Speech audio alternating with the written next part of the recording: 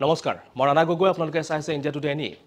ঘোষণা কৰা হ'ল 2025 হাইস্কুল শিক্ষান্ত পৰীক্ষাৰ ফলাফল ইতিমধ্যে হাইস্কুল শিক্ষান্ত পৰীক্ষাৰ ফলাফলত বহুকেইখন বিদ্যালয়ৰ ফলাফল অতি ভাল তাৰ বিপৰীতে বহুকেইখন বিদ্যালয়ৰ ফলাফল কিন্তু পুতৌজনক দেখিবলৈ পোৱা গৈছিল শ্ৰীভূমিত বিশেষকৈ বিদ্যালয়সমূহৰ ফলাফল সন্তোষজনক নহয় তাৰ বিপৰীতে দলগাঁৱৰ এখন চৰকাৰী বিদ্যালয়ৰ আজব ফলাফলক লৈ অসন্তুষ্ট হৈ পৰিছে স্থানীয় ৰাইজ আৰু প্ৰতিবাদ সাব্যস্ত কৰিছে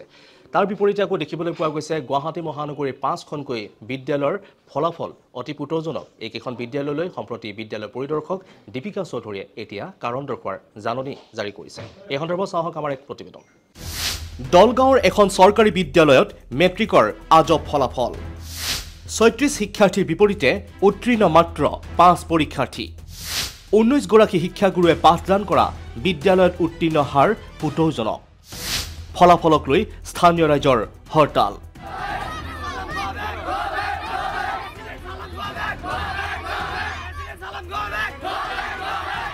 এইখন হৈছে দৰঙৰ দলগাঁও খিয়ালমাৰী শিক্ষাখণ্ডৰ অন্তৰ্গত কোনাকাটা পাৰা উচ্চ মাধ্যমিক বিদ্যালয় এই বিদ্যালয়খনৰ হাইস্কুল শিক্ষান্ত পৰীক্ষাৰ ফলাফল অতি পুতৌজনক যাৰ ফলত বিদ্যালয়খনৰ প্ৰধান শিক্ষকৰ বিৰুদ্ধে খৰব হৈ পৰিছে স্থানীয় ৰাইজ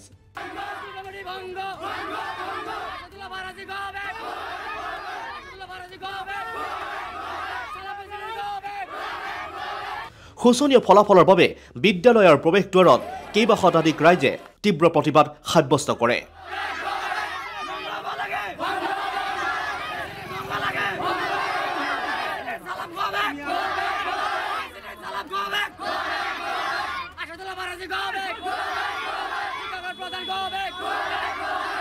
জানিব পৰা মতে বিদ্যালয়খনত এইবাৰ মেট্ৰিক পৰীক্ষাত অৱতীৰ্ণ হৈছিল ৩৬ গৰাকী শিক্ষাৰ্থী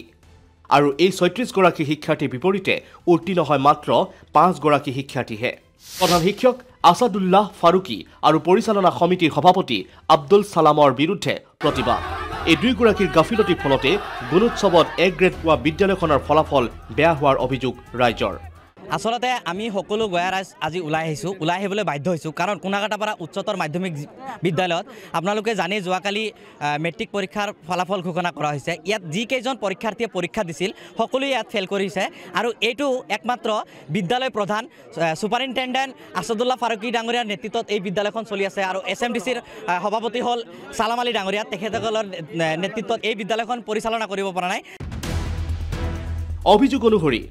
ছাত্ৰ ছাত্ৰীয়ে প্ৰায় ব্যস্ত হৈ থাকে মোবাইলত খেলে ভিডিঅ' গেম ইণ্টাৰনেটৰ বাবে শিক্ষকে বিদ্যালয়ত শিক্ষাৰ্থীক ৱাইফাই প্ৰদান কৰাৰো অভিযোগ আনকি অনবৰতে বিদ্যালয়খনত চলি থাকে গান বাজনা যাৰ ফলত 19 গৰাকী শিক্ষক শিক্ষয়িত্ৰীয়ে পাঠদান কৰা বিদ্যালয়খনত পৰীক্ষাৰ ফলাফল আজি শোচনীয় প্ৰধান শিক্ষক আসাদুল্লাহ ফাৰুকী আৰু পৰিচালনা সমিতিৰ সভাপতি আব্দুল সালামে নিজৰ নৈতিক দায়িত্ব স্বীকাৰ কৰি পদত্যাগ কৰাৰ লগতে মুখ্যমন্ত্ৰী আৰু শিক্ষামন্ত্ৰীৰ হস্তক্ষেপ দাবী কৰিছে প্ৰতিবাদী ৰাইজে এই বিদ্যালয়খনত যিকেইজন শিক্ষক আছে সেই শিক্ষকৰ তুলনাত ছাত্ৰ ছাত্ৰী সিমান নাই 36 জন ল'ৰা ছোৱালীয়ে মাত্ৰ পৰীক্ষাত অৱতীৰ্ণ হৈছিল আৰু ইয়াত শিক্ষক আছে 30 জন প্ৰায় 30 জন শিক্ষক থকাৰ পিছতো এই বিদ্যালয়খনত ফলাফল ভাল নহয় এইটো একমাত্ৰ আসাদুল্লাহ ফাৰুকী ডাঙৰীয়াৰ নেতৃত্বত চলি থকা বিদ্যালয় তেখেতৰ আমি পদত্যাগ দাবী কৰিছোঁ আৰু মুখ্যমন্ত্ৰী তথা শিক্ষামন্ত্ৰী ডাঙৰীয়াৰ হস্তক্ষেপ বিচাৰিছোঁ ইপিনে শ্ৰীভূমি জিলাতো মেট্ৰিকৰ উত্তীৰ্ণৰ হাৰ পুতৌজনক এইবাৰ জিলাখনত উত্তীৰ্ণ হাৰ মাত্ৰ 47.96% 43খনকৈ বিদ্যালয়ৰ প্ৰধান শিক্ষকলৈ এতিয়া কাৰণ দৰ্শোৱাৰ জাননী প্ৰেৰণ কৰা হৈছে উল্লেখ্য যে বেচৰকাৰী বিদ্যালয়ৰ উত্তীৰ্ণ হাৰ বাদ দিলে চৰকাৰী বিদ্যালয়ত উত্তীৰ্ণ হাৰ প্ৰায় 25% হ'ব বুলি ধাৰণা ইয়াৰ উপৰি অসমীয়া ছিনিয়ৰ উচ্চতৰ মাধ্যমিক বিদ্যালয়ৰ প্ৰধান শিক্ষকৰ দায়িত্বত আছে বিদ্যালয় পৰিদৰ্শক নীলম জ্যোতি দাস নিজেই এইখন বিদ্যালয়ত 129 গৰাকী ছাত্ৰ ছাত্ৰীয়ে পৰীক্ষা দিছিল আৰু উত্তীৰ্ণ হৈছে মাত্ৰ 19 গৰাকীহে